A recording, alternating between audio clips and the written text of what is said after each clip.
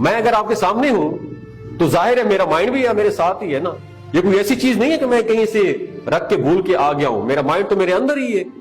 तो बूढ़े आदमी ने कहा अच्छा ठीक है, अब ये बात तो तय है कि आपका माइंड आपके अंदर है। बादशाह ने कहा हाँ मेरा माइंड मेरे अंदर है।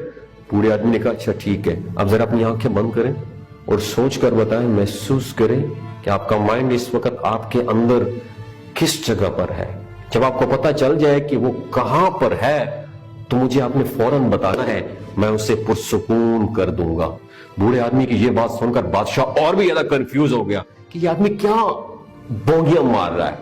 खैर उसने अपनी आंखें बंद कर ली और अपने माइंड को तलाश करना शुरू कर दिया। कोशिश करता रहा, अपने अंदर झांकता रहा और अपने माइंड को तलाश करता रहा। जितना वो अपने माइंड को ढूंढने की कोशिश करता गया उतना ही उसे ढूंढना उसके लिए मुश्किल होता गया।